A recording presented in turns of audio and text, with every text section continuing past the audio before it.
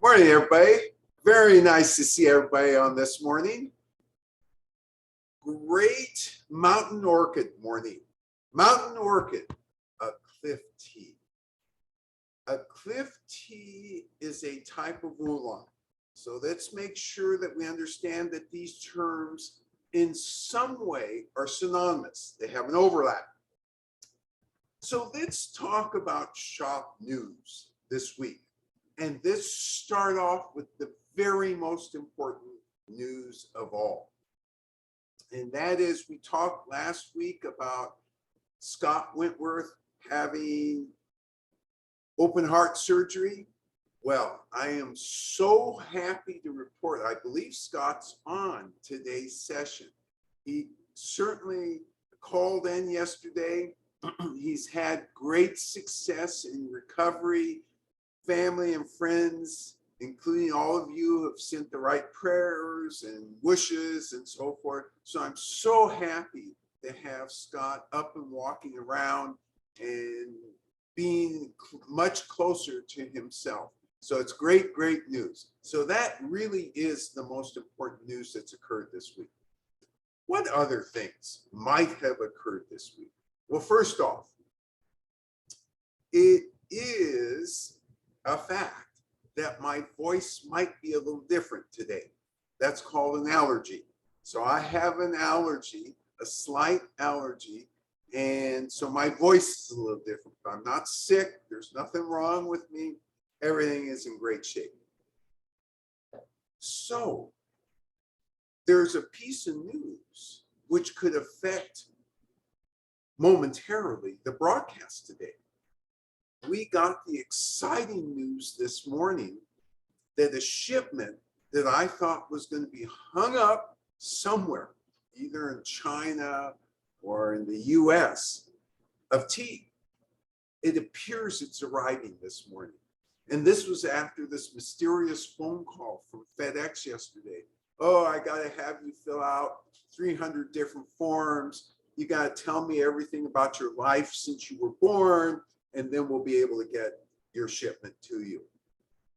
Now, fortunately, I have two things which most people don't have. Number one, I have a true customs clearing agent. That's very important because a customs clearing agent hears all of this talk and says, John, what's wrong with you? You turn these people over to me and I will make it go away, which she did. And the second thing I have, which most people don't have, is an FDA number. Now, why is an FDA number important? Am I giving prescriptions to people? Am I a doctor? Am I qualified to do any of that? The answer is no. I am not. However, the one thing I can do is get tea into the country. And by having an FDA number, I can get tea in the country. Now, for all of you who are thinking about this and thinking, well, hell, I can get tea into the country, you're going to be surprised. If you order more than 1 pound of tea, whoever is bringing it to you, whether it's DHL or FedEx or EMS or UPS, they're all going to have a conversation with you. And they're going to start the conversation with, I need to know your history.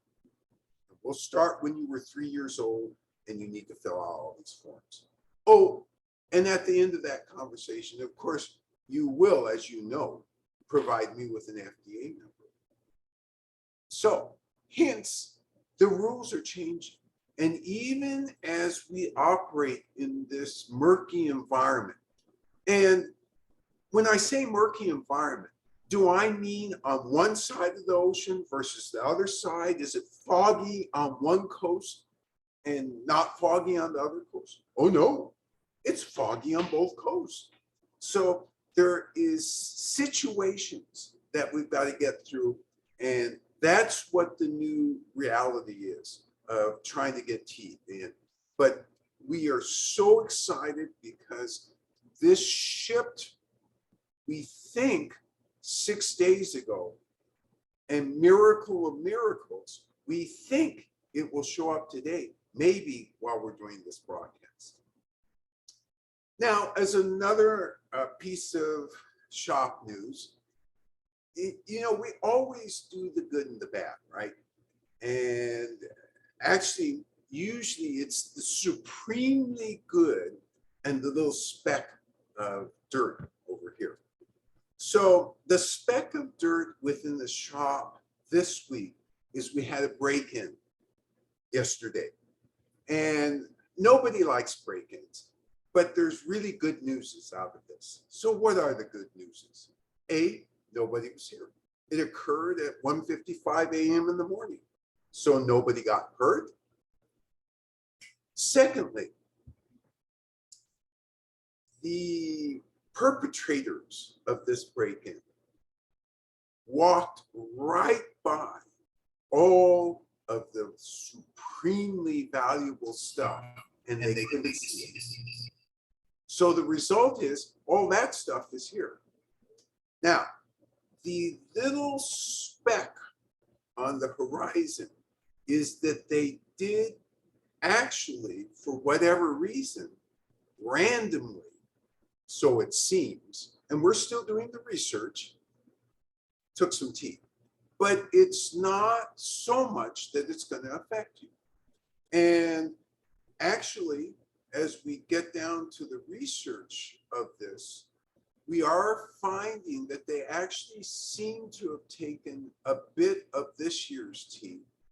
And I think it was a random act. I can't understand it in any other way than that so far. We're still doing the research. But as I said, you know, this is the tea shop. And in actuality, does anything really bad happen ever here? And the answer is no. So we're good. You should be good.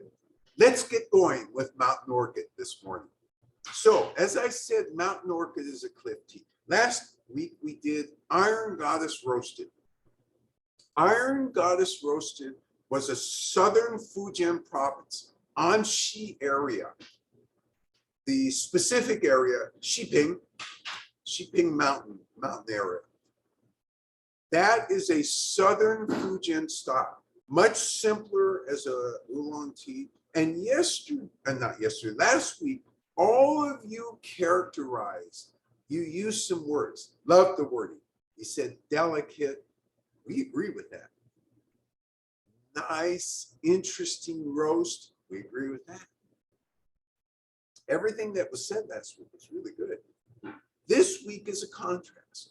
And the contrast is the fact that it's done in a very different area. So it's done to the far north in the Wui Mountains. Mountain Orchid is done in the Wui Mountains. Now, all cliff teas come from the Wui Mountains. If anybody says that they have a cliff tea from any other area, they belong to the LCS class, period. End of report. Only from the Wui Mountains. Are you going to start to see LCS material? The answer is yes. And as we go through this process, I'll explain why. So keep that in reserve, and you'll see why as we go through an understanding of cliff teas, why this is going to start happening. All right, so I said it's an oolong, which means it's semi-oxidized, and it goes through considerably more steps than the southern oolongs, or the Taiwanese oolongs, or the Canton oolongs. And really, the Wui Mountains is the birthplace of oolong tea. So we're going to take a step back in history. And don't worry, it seems like all of a sudden I'm introducing a lot of items at one time, and knowing that this is the understudy introducing a lot of items at one time. Oh no, he's going to lose track of what he's doing. Fear not, I will not lose track. So historically, let's go back to the Tang Dynasty. Tang Dynasty is about 618 to 907. You know, I may have missed a year or added a year here or there. And by this time, tea coming from the Wui Mountains was already famous. So again, as a reminder question, was that tea being processed as anything other than a green tea? And the answer is no. Green tea only. However, was it famous? Oh, yes. Emperor liked it. It was already becoming tribute tea. Why was it famous? It already had a distinctness in flavor related to something called, a term called yan yun. Yan yun is a mountain or rock rhythm. What does that really mean? It really means that there's the taste of the mountain in the tea leaves or in the resulting tea liquor. What is the taste of the mountain? What sort of taste are we having? We're having a minerality. So even in the green tea back then, they identified, ooh, something special with this tea. That's not happening other places. Not happening other places. So therefore, I've already given you a key clue. Why? Because the terroir is so different. How is it different? It is, there is volcanic rock, and it's on something called a danxia. And there's no good translation for this, but what that is a geologic formation of rock, volcanic rock. And usually when you have a danxia geologic formation, you have a lot of glutenite. So I ask you this, is there glutenite in the Wui Mountains? Yes, there's a lot of glutenite in the Wui Mountains. What do you usually find with glutenite? You usually find oil. Is there oil in the Wui Mountains? Not that anybody knows. Why? Because the volcanic action working with the glutenite somehow precluded that. And that's why you have such a specific soil terroir. Yes? Could you please spell that term for rock rhythm? Rock rhythm, yan yun, Y-A-N-Y-U-N. So this glutenite usually occurs with arsenic. Is there arsenic in this area? No. So this is completely different. So where else do you have glutenite again? You have it in Xinjiang, also on the danxia formation. Is there arsenic with that? Oh, lots of arsenic. And there's also lots of oil. So there's a different type of geologic terroir occurring here as opposed to other areas where tea is grown. So that's the first major difference in cliff teas. Okay, one more question. In southern Fujian, did that glutenite leak all the way down to the south?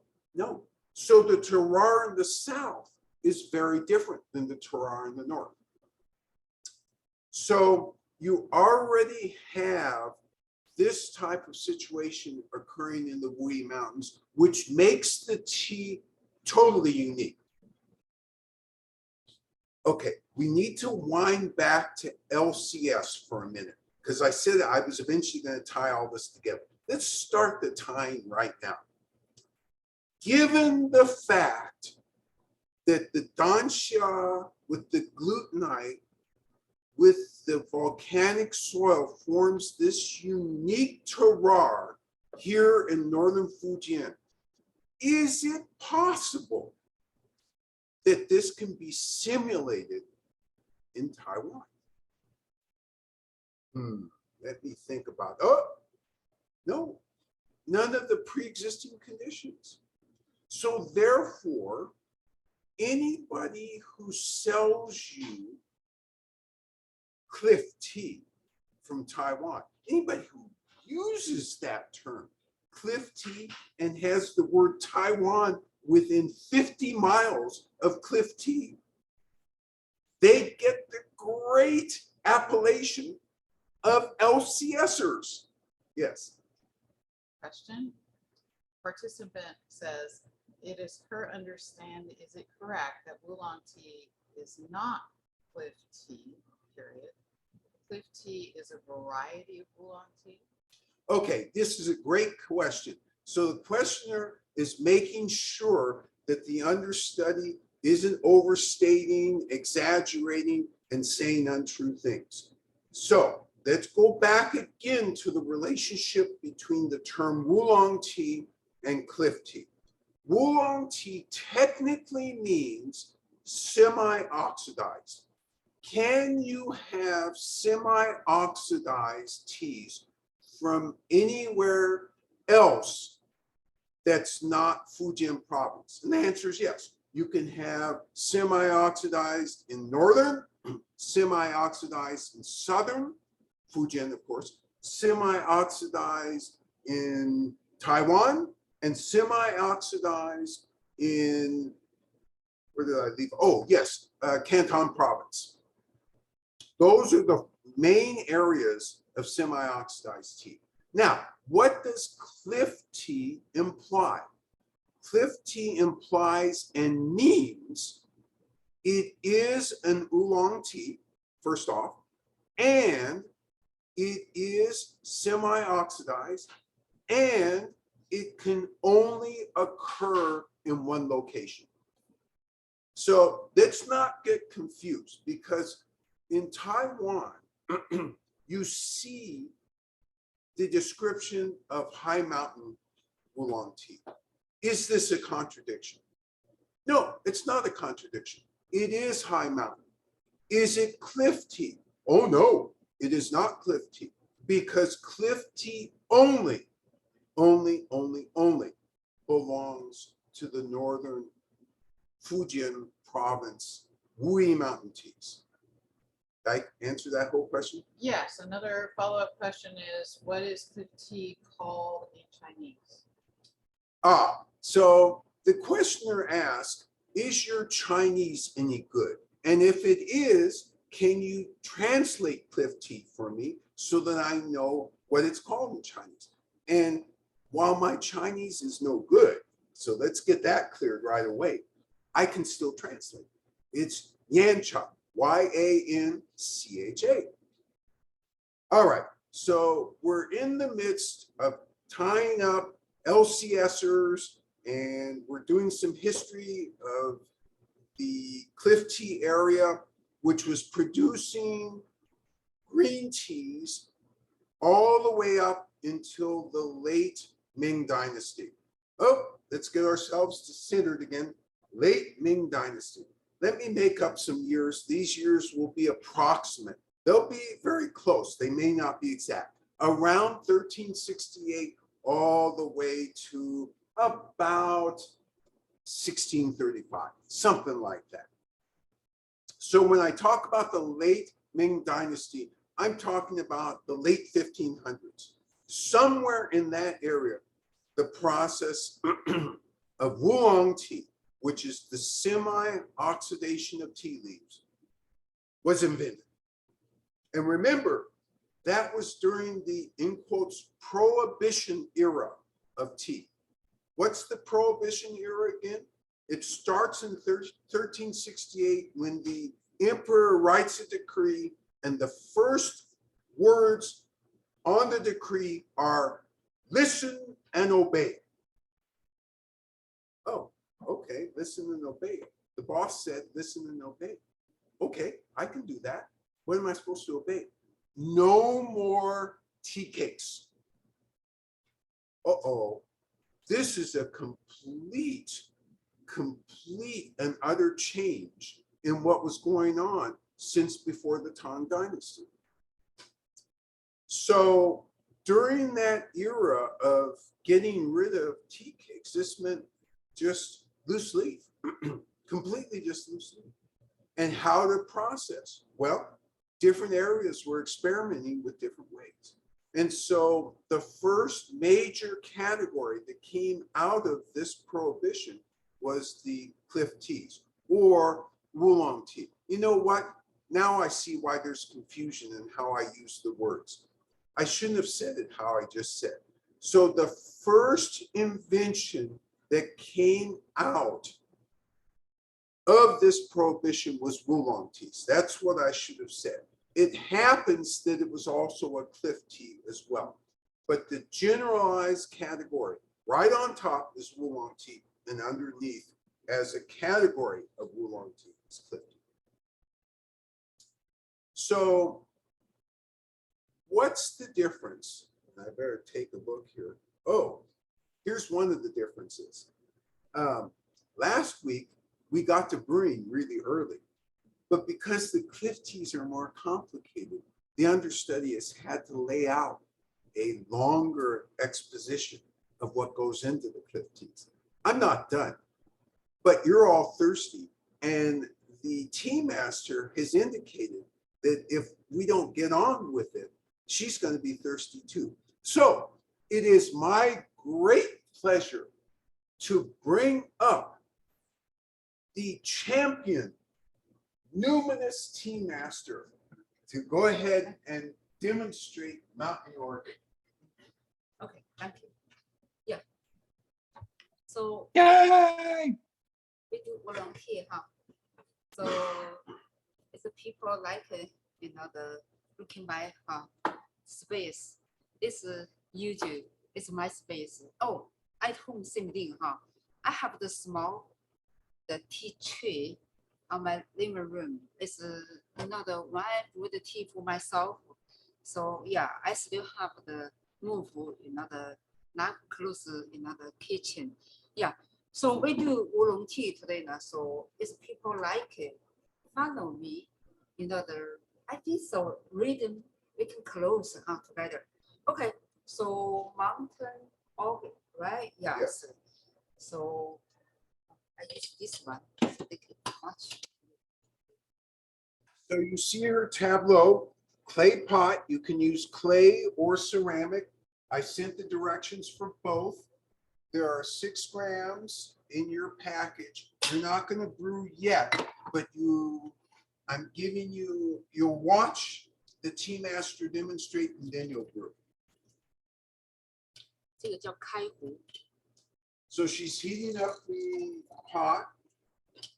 And as it turns out of the styles of tea that are possible, this one likes the most heat. Or I should say it likes heat the most. Both of those statements are true. So she's using 200-degree water to heat the pot. I'm setting the timer. She's going to heat the cup and make sure it's in good shape. No soap stains or anything on it.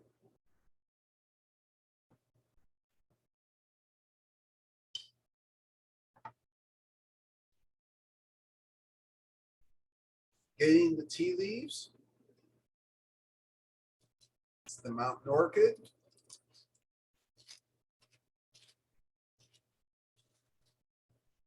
Putting it in the pot. Shake the pot.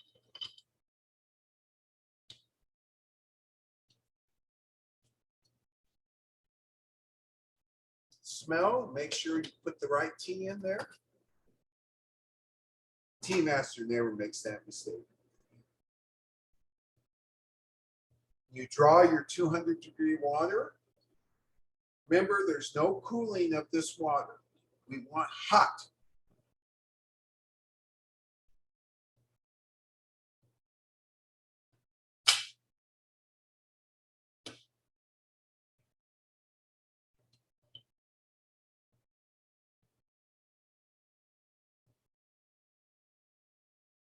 Add the water to the tea and set the timer.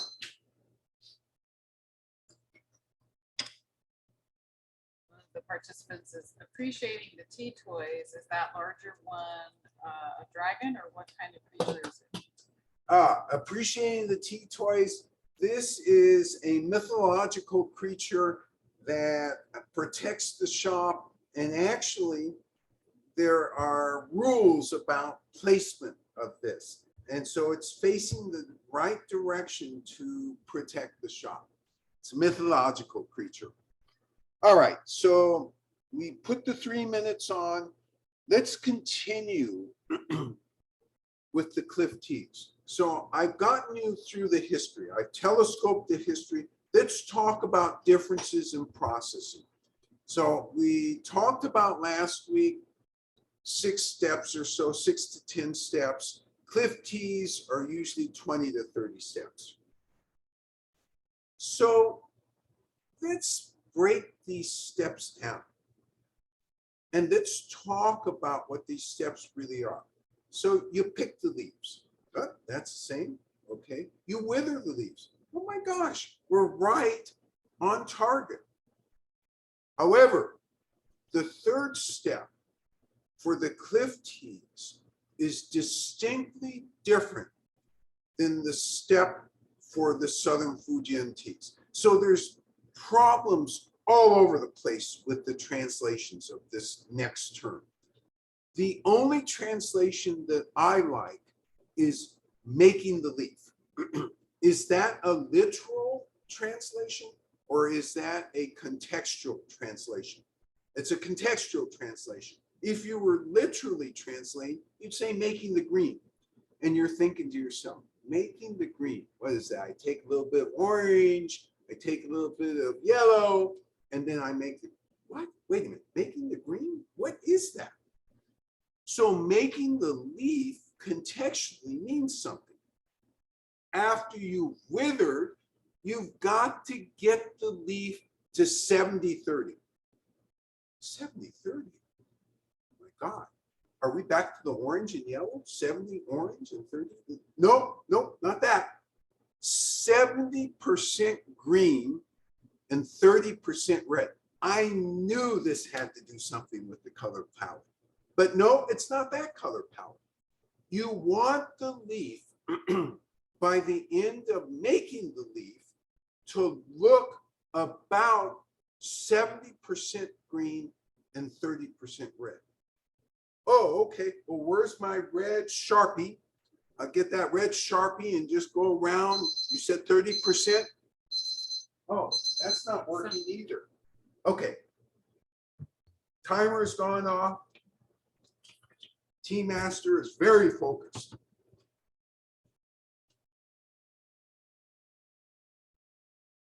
Pouring the tea.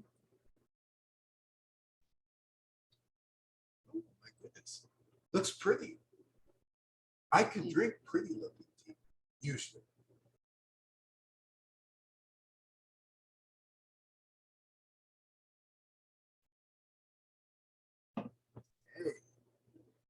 So let's take a close look at this. Let's look at this color first off. Wow, beautiful amber, dark amber color. Let's see if this smells any good. I don't even have to bring my nose close to this. The smell has found me. Oh, characteristic smell. Very characteristic. Let's see what the leaves smell like. Let's see if they smell good too. Remember, this is 200 degrees, so you can't get your nose too close to this. You have to be careful. Smell good. Okay, so now we need to enter the quality arena. So what are we going to take? We're going to take a 200 degree inhalation. All right, so it's a very, very small sip. And you coat your tongue as much as possible. And you're trying to understand the quality of the tea. So it's mouthfeel, astringency, aftertaste, and also energetics. So let's go. Let's do it. No, you don't do it. I'm doing it.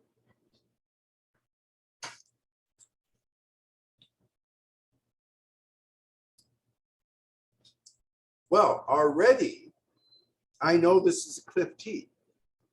I think you'll know it's a cliff tea as well, and you're going to tell me why.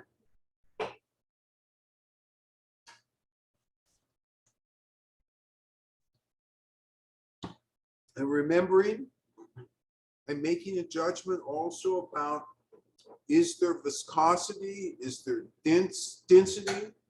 Is it thin? And all of these characteristics work synergistically to present you with a picture of this tea. And when you're making a judgment about the tea, you got to think about all of these together. All right, because I'm greedy and thirsty, I'm going to take a third inhalation.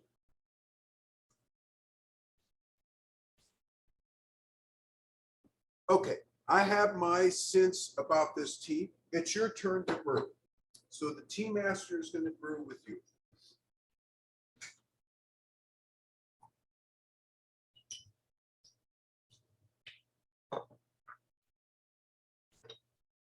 Presumably you've gotten your equipment ready, whether it is ceramic or clay. The ceramic, you brew it for a longer time. Oh, and by the way, if you're using a special clay pot, you brew it only 2 minutes.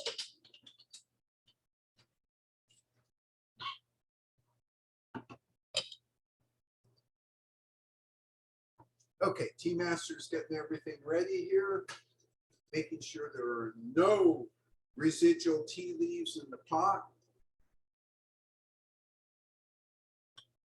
and drawing the 200-degree water.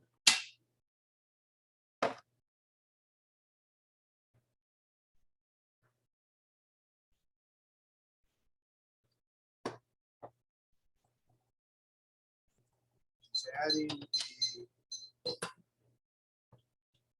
water in the pot to make sure that, or she's actually cleaning the pot to make sure there's no residue in there. Cleaning and heating at the same time. We want hot. We want clean and hot.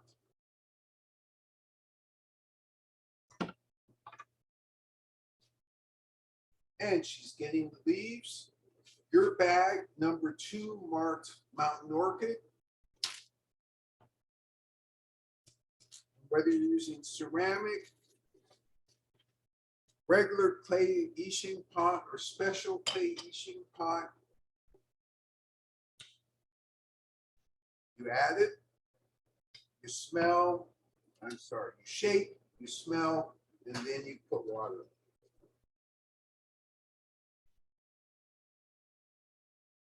And in another, if you at home have the special clay teapot, normally the other thing you would do is reduce by 1 gram. In this case, don't do it, but normally you would reduce by 1 gram the amount you would use. Add the water, set the time.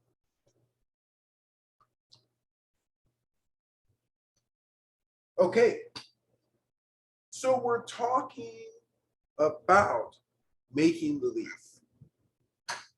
And I said that that's very different from the South. We talked about 30, 70.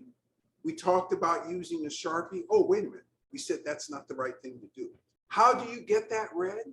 You get that red by shaking the leaves. And there's a variety of ways you can shake the leaf to create damage on the borders. What are you trying to do? You're trying to bruise it. And when you bruise it, it turns red. So you want 30-70 as a proportion. Now, if you ask me the following question, I'm going to have to say the following statement. So if you ask me, well, what if they get it to 32% and 68%? Does that work? Remember, these are approximations. They're visual approximations, but they're bolstered also by the tea professional using their nose to indicate to them, yes, we're at the right spot. And if you ask me, let's not ask me, let's ask the farmers in the Wui Mountains, who are the two most important people in terms of creating the final outcome. They're the people who make the leaf, and then they're the people who make the roast. Now in this making the leaf, is it a one-time thing? You know, you shake for 5 minutes, you get that, oh, it's about 30%, and then about 70% green, 30% red. No, this is a process that takes many hours, sometimes can cover 2 or 3 days worth of work. So is it one step or is it a bunch of steps? In China, it would be considered a bunch of steps. But for our purposes here, as I make it easier to understand, it's one generalized step. So you pick, you wither, you make the leaf. Very important. After you make the leaf, what do? You shape the leaf, you roll the leaf. When you roll the leaf, you are either, if you're hand rolling or machine rolling, you're breaking up all the cells within the leaf and getting the VOCs, the volatile or organic chemicals and liquids, to the leaf surface. Because at some point, you're going to bake those on. Okay, timer's gone off. The dry leaves have this unusually lovely sweet aroma. Dry leaves have an unusually lovely sweet aroma. I like these words. It is lovely and it is sweet. Yes. That's a good call, by the way. That's a very good catch.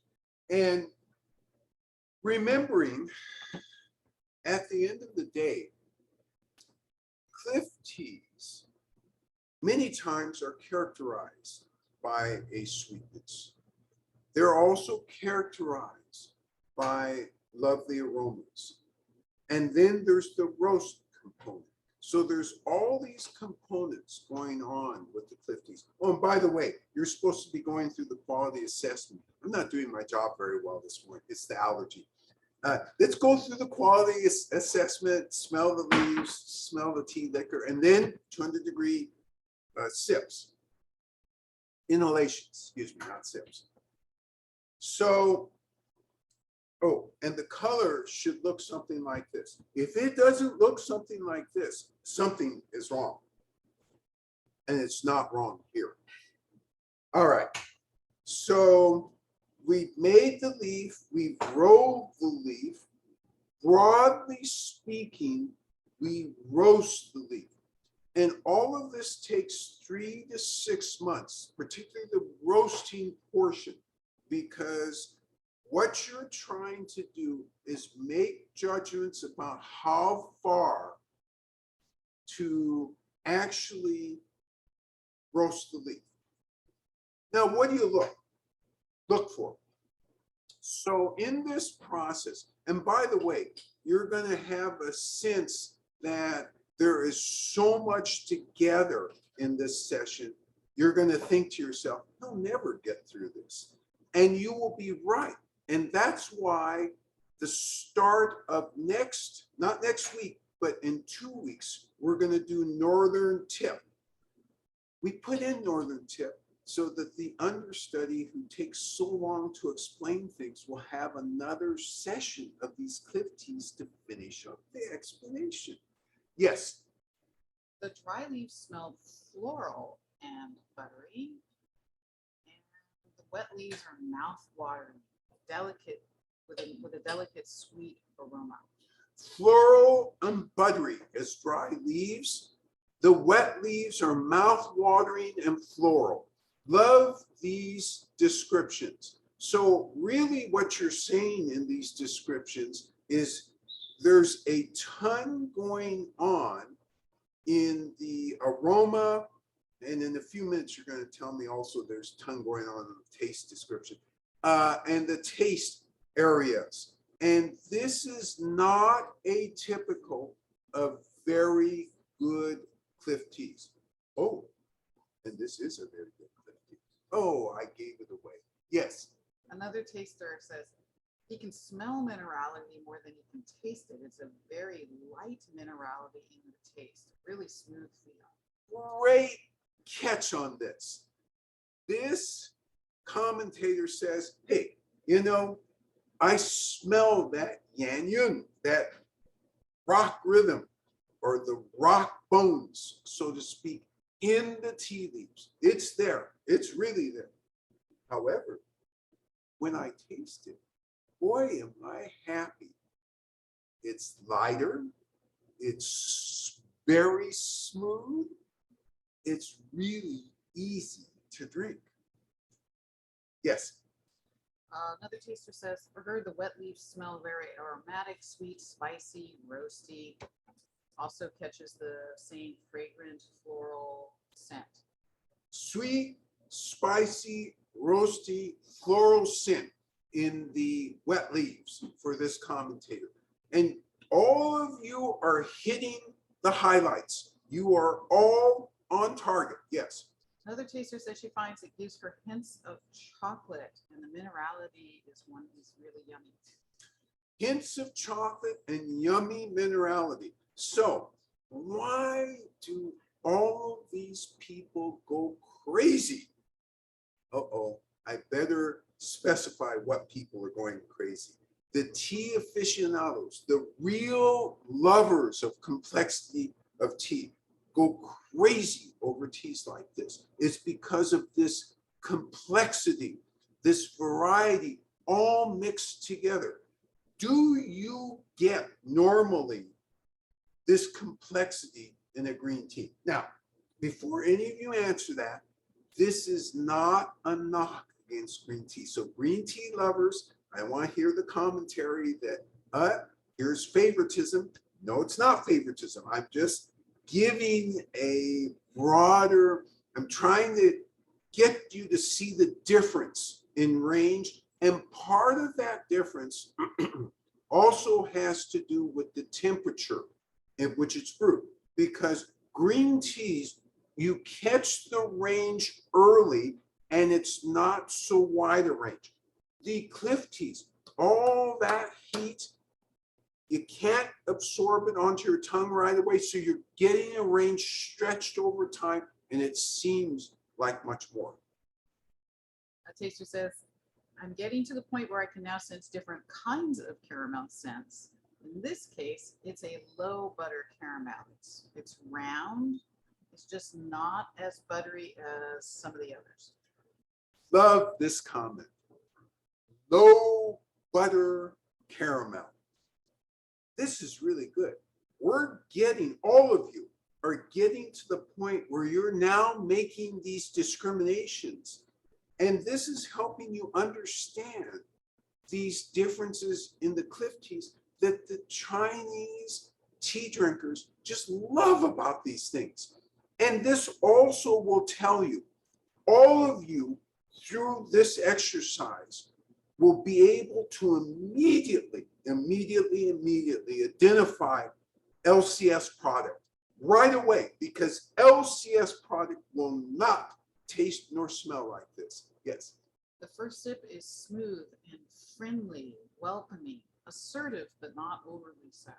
First sip, smooth, welcoming, assertive, but within proper balance.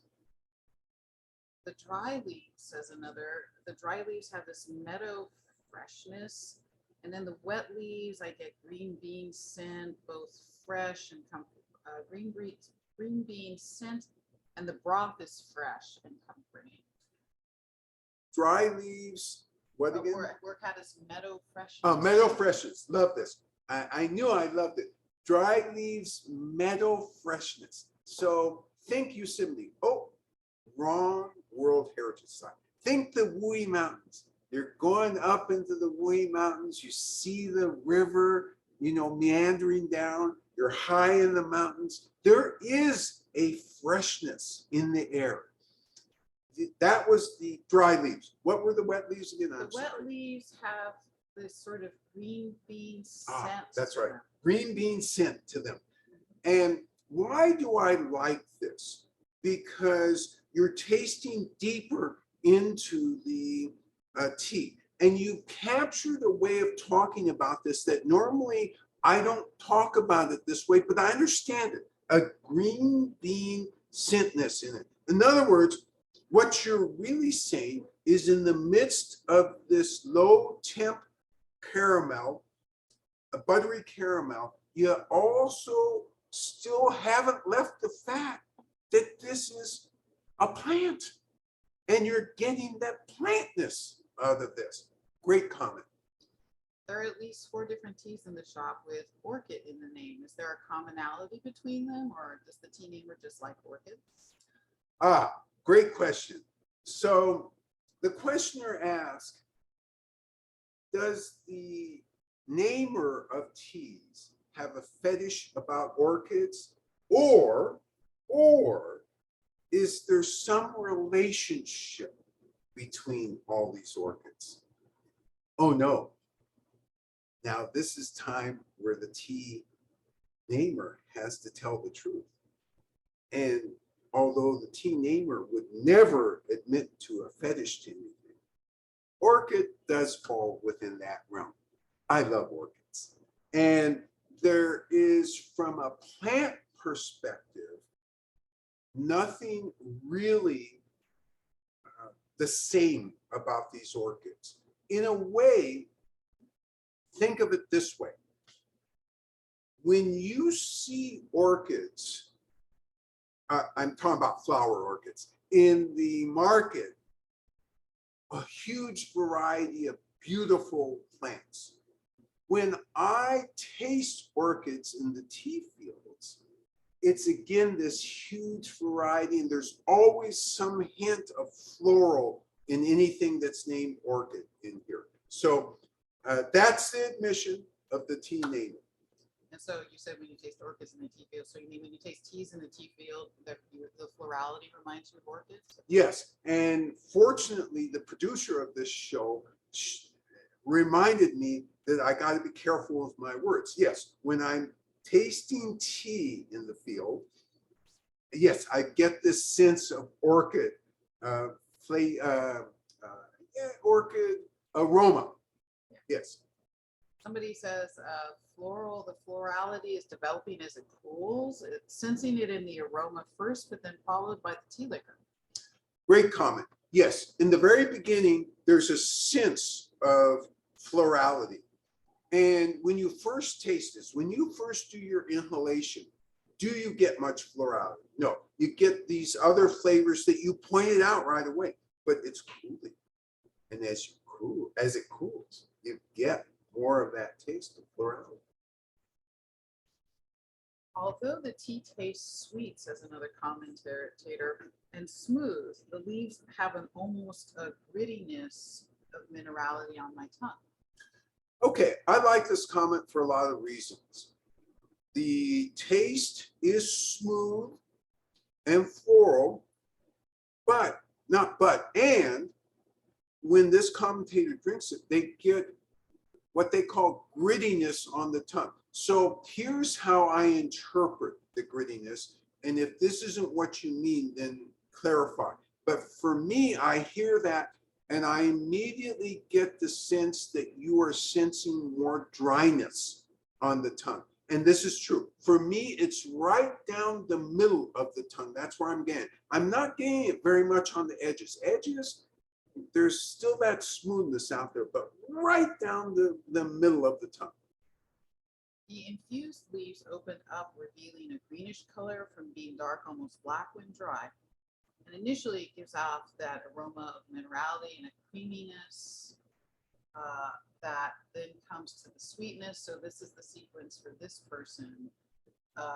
Aroma of minerality, then creaminess, then sweetness, then florality that had otherwise seemed hidden between in the warmth of the leaf. Okay, a lot of things going on in this commentary. And what this commentary shows is a careful evaluator of the whole process. So what this commentator did was dumped out the leaves, which I should have also done. So reminding me, understudy, come on, let's get with it. I understand. And when you do that, you see that there's actually some greenness. Is it a little bit of greenness or a lot of greenness? It's actually quite a lot of greenness. But was it green as the unsteep leaves? No, the unsteep leaves were basically brown and black. So the commentator picked up on this and really great. And look at how large these leaves are, by the way, too. This is the other thing that the commentator was going to say. And they're remarkably large leaves. Commentator then went on to say that, why don't you help me? Well, yeah, there was both. I think the one new word I'm getting out of the comment is creaminess amidst the sweetness and Love that. Creaminess amidst the sweetness. And again, this ties in with that low buttery caramel, which implies a creaminess. It ties in with a mellowness and a smoothness in this tea. Great comment. The mouthfeel is smooth, viscous, and juicy. Smooth, viscous, and juicy mouthfeel.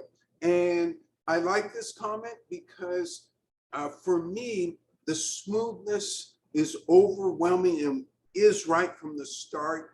And this sense of juiciness, in my mind, that implies all these flavors mixing together nicely. She also notes that the aroma is continuing even as the liquor cools. Aroma is continuing as liquor cools. And there's no question. It develops as it cools. The taste further develops as it cools. A lot of beautiful things go on with this tea as it cools. Yes. Is it a 1 minute second steep? The second steep depends on what this is a trick question because you didn't tell me what you're brewing it in.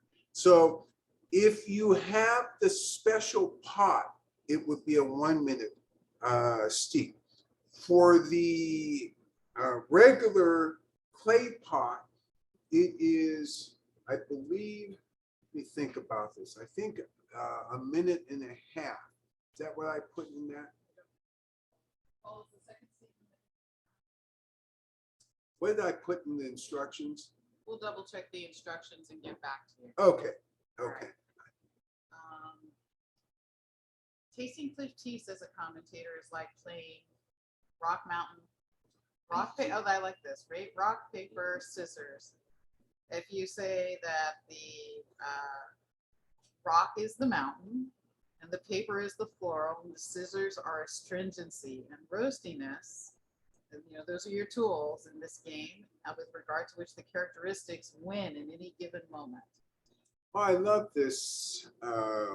I love this comparison. So it's rock, paper, and scissors, comparing it to that game where everything interacts in a certain way with everything else. And so one dominates. So when you got the rock and the paper, for example, it's the rock that dominates. But if you had rock and scissors, it would be the scissors. So the commentator is making an analogy between the various floral, sweet, creamy, all the different flavors and aromas, and saying in essence, they circulate in and out, one being more dominant than the other in 1 minute, and in the next minute, another being more dominant. All right, by the way, the second brewing for clay pots is 2 minutes. Okay. The smell of the tea liquor is already warming. I detect sweetness, like with this creaminess of a coconut milk. smell of the tea liquor is warming, detects creaminess, almost like coconut milk, right? Yeah. And I actually like that a lot because if you've ever had heated coconut milk, you do have a hint of sweetness in that, and it's very comforting, very comforting. And so the implication of this comment is this is really comforting. And by the way, Aggie, thank you so much. Verify that actually your email said 1 minute and 30 seconds for the second brew in a clay pot. Oh, okay. Thank you. Use what I sent in the email. Sorry about that. Sometimes I get myself mixed up because I'm dealing with so many vessels, including the new teapot. So I did get myself mixed up. Use what was in the email because I was very careful about that. All right. So we're talking about the steps and the length of time for the cliff tea as compared to any other wulong. All other wulongs are usually ready to go to market after 30 days. Most cliff teas, especially if they're in the mountain or half in the mountain, don't really go on the market for 6 to 9 months. And usually it's the following year around Chinese New Year's. We put ours on the market earlier. So as a result, you all have the wonderful opportunity to taste the usual edginess of many of the cliff teas and then see that wear off in a beautiful, beautiful way. Yes. Somebody's comments, she's finding the energetics are really this comforting fortification. Comforting fortification are the energetics described here. And I like this because it's not hugely warming, but it's certainly not cooling. But yes, it is. It gives you a sense of energy. There's no question about it. All right, let me go just a little bit further in the processing, and then we'll leave the rest of it for Northern Tip in a couple of weeks. So this is how you get to between 20 and 30 steps on the cliff teas. I telescoped it by broadly describing the steps, but they're done so many times and in so many different ways that each of those minor steps should be counted as a full step. So when they are roasting, and I said that this is very important, what are they thinking about? Well, they're thinking about the same thing as when they are making the leaf. And what is that thing?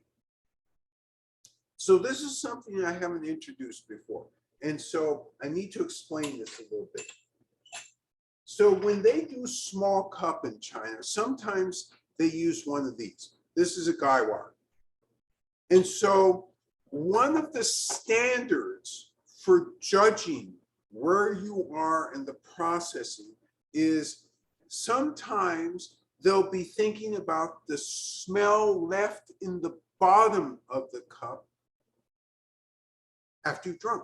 Because, and this is the gaiwar, the smell left in the gaiwar after you've completed, because there's a distinct smell. Sometimes the measurement is the smell off of the tea liquor. Sometimes the measurement is the smell off the top. So each of these producers is using a different standard, so to speak. What else are they thinking about as they make this tea, as they make any of these cliff teas? So let's go back to the making of the leaf for a minute, because there's a saying in Chinese. When you make the leaf, you look at the weather. 收晴看天了. When you make the leaf, you look at the leaf. Oh, when you make the leaf, you look at the leaf. 周青, kanchi. What does that mean? All right, the first part, when you make the leaf, you look at the weather. That's pretty obvious, right? So a climate, is it foggy, rainy, is it north, south, mountain? What's the deal with that? But when you make the leaf, you look at the leaf. That sounds like somebody who was tea drunk. They just made something up. But no, this is not the case. Here, you need some context around this translation. So what they really mean by this is you're paying attention to the varietal. Okay, now these pieces, I'm tying everything together just in case you're wondering what I'm doing. Now these pieces are coming together. It's not only where in the mountain it grows, so you got to pay attention to that. It's not only the weather pattern where it grows, microclimate, that makes sense. Oh, which side of the mountain it grows, yeah, that makes sense too. It's also the particular varietal, because the varietals in those climates, in those various terroirs, produce different types of flavors. And tea masters who put this stuff together, who process this stuff, understand this. So I ask you this very crucial question. If you are an LCS, and let's say you're a sensitive LCS, in other words, you would like to actually make a good product, do you have the tools to actually make that good product if you're anywhere outside of that area? The answer is no. And as hard as this is for people to sometimes accept, let me draw an analogy. If you are creating champagne in the prefecture of Champagne in France, is it going to be the same as you create champagne, say, in Morocco? Grapes grow real great in Morocco. Is it going to taste the same? The answer is no. You don't have the pre-existing conditions to make it the same. Cannot be the same. Now, does this mean, and here's the thing, because everybody gets confused about this. Is an LCS product by definition, by nomenclature, a bad product? No, it's not by nomenclature a bad product. It's a bad product because it's pretending to be something it isn't. It can still be a great product. So let me put this in California terms. If you make champagne at Gloria Ferrar in Napa, does that mean it's no good because it's in Napa? No, it's fine for that terroir. It's not the same as a Domaine Chandon out of France, but it's still good. So can Taiwan high mountain tea be good? The answer is yes. Just don't call it a cliff tea. If you do that, that's a fail. And that's an obvious LCS fail. And that's obviously trying to grab something out of your pocket. That's a fail. All right. I have so much more to talk about cliff teas, but I already warned you I was going to run out of time. I knew I was going to run out of time because cliff teas have an encyclopedic sense of things you should know about them. And we're going into, every time I do a cliff tea, I go into more and more detail. because I'm trying to, through a repetition of these sessions, get you even more clear on understanding why these teas are so, so different and how other teas really can't match them. Now, this sounds like I just made a qualitative judgment. That's not what I'm trying to do. They can't match them in terms of the flavor cliff teas are supposed to have. That doesn't mean you don't have great green teas and great yellow teas. You have all of those things. So I'm not comparing across categories. I'm really within categories. Never bring me a cliff tea from anywhere except Bowie Mountains.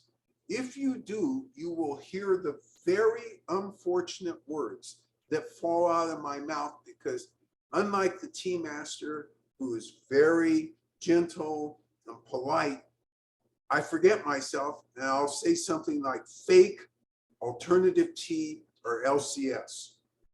And then I'll be instantly sorry. Oh, I didn't mean to say that out loud. This is the reason why. All right.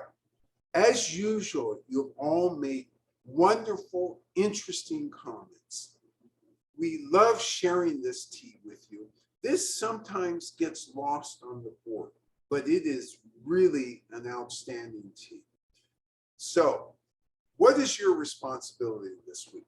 Your responsibility is not to get sick, stay healthy, stay happy and positive, and be ready to go next week when we do white orchid, which will taste very different from mountain orchid. As always, have a great week. We'll see you next week. Take care now. Bye-bye. Bye. Bye-bye. Bye-bye. Thank you.